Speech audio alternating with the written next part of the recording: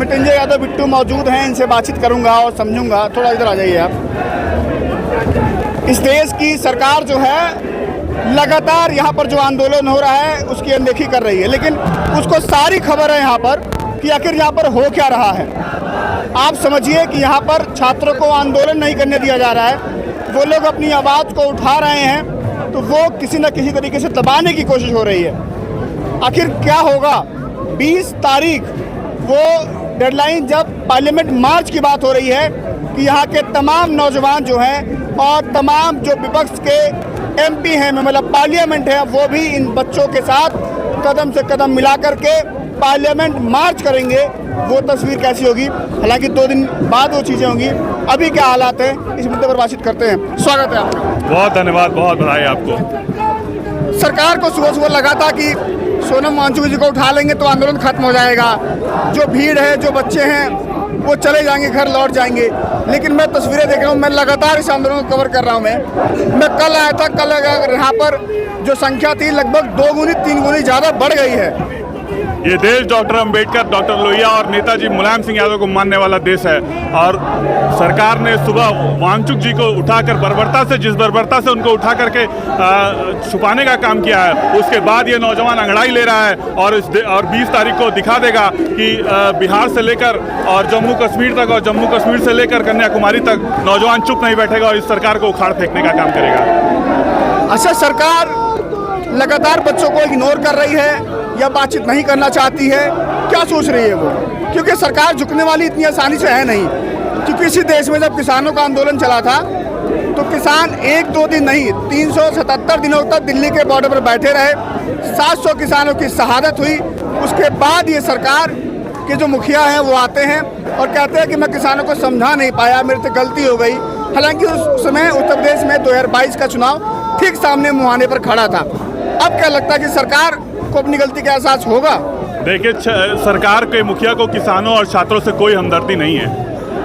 इनको कभी ना अपनी गलती का एहसास होगा, ना ये मतलब बिना दिल के इंसान है। ये कभी भी किसान और नौजवान और गरीब पिछड़े वर्ग से आने वाले लोगों के हितैषी कभी हो ही नहीं सकते हैं। ये हमेशा से उनका हक सदियों से खाते आए हैं और इनके आदर्श जैसा हमारे आदर्श जो है भगत सिंह और हम गांधी को मानने वाले लोग हैं, लेकिन इनके आदर्श वीर सावरकर और अंग्रेजों की हुकूमत में अपनी दलाली देने वाले लोग हैं।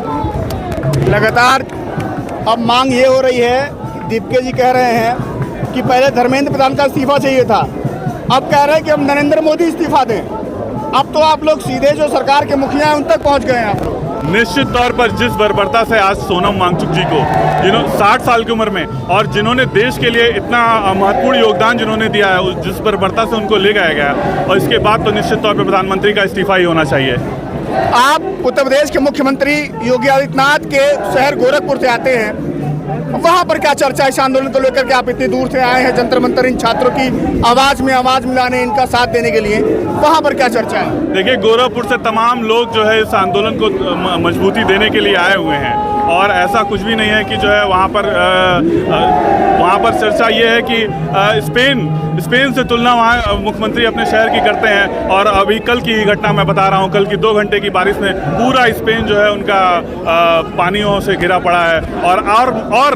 और मैं एक बात आपको बता दूं, आज जो है ब्रजेश पाठक सरकार के उप मुख्यमंत्री स्वयं जो है सदर हॉस्पिटल में गए हुए थे, और मुझे लगता है घुटनों तक पानी से उतर करके वो वहाँ के माननीय सांसद रवि किशन जी के साथ घुटनों तक पानी से उतर के गए थे। यही मुख्यमंत्री के शहर का जो है स्पेन मॉडल है। आप लोग की 20 तारीख को क्या तैयारी है यहाँ पर? निश्चित तौर पे हम समाजवादी पार्टी के लोग आदरणीय अखिलेश यादव जी के नेतृत्व में और अपने पार्टी के एमपीज के नेतृत्व में हम लोग 20 तारीख को कदम से कदम मिला के चलने का काम करेंगे और संसद तक पहुंच करके। बच्चों के साथ हैं आप लोग? बिल्कुल, निश्चित तौर पर छात्र नौजवान जो है इन लोगों के साथ है, और हम लोग खुद छात्र हैं, हम लोग खुद अभी तक छात्र हैं। हम अपनी लड़ाई लड़ने आए हैं, हम लोग छात्र नौजवान किसान की लड़ाई लड़ने आए हैं। जो 900 किसान जो है इस दिल्ली पर शहीद हो गए, जो तमाम छात्र जो है नीट की परीक्षा नहीं दे पाने पर वो शहीद हो गए, उसकी अकाउंटेबिलिटी कौन देगा? सरकार लगता है झुकेगी? बिल्कुल, निश्चित तौर पर जब अंग्रेज झुक गए तो ये सरकार तो खैर अंग्रेजों की दलाल है, इसको तो झुकना ही है। शुक्रिया आपका। ये तमाम लोग थे, मैं करता हूँ आपसे बात, तो 120 खत्म करता हूँ, फिर आप लोगों से बात करता हूँ मैं।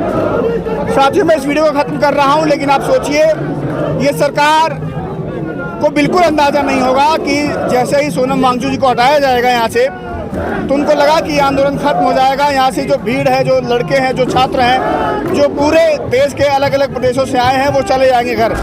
लेकिन मैं आपको सच्चाई बताऊं, अभी ग्राउंड जीरो की रिपोर्ट ये है, हालात ये है कि जो कल संख्या थी उसकी दोगुनी हो गई है और आने वाले समय में संख्या जो है बढ़ती जा रही है। जंतर मंतर पर इस वक्त पैर रखने तक की जगह नहीं है। ये सरकार को गलतफहमी है कि ये छात्र नौजवान घर लौट जाएंगे, लेकिन ये घर नहीं लौटेंगे। इनकी जो मांग है कि देश के शिक्षा मंत्री का इस्तीफा हो, अब लगता है ये लेकर के जाएंगे।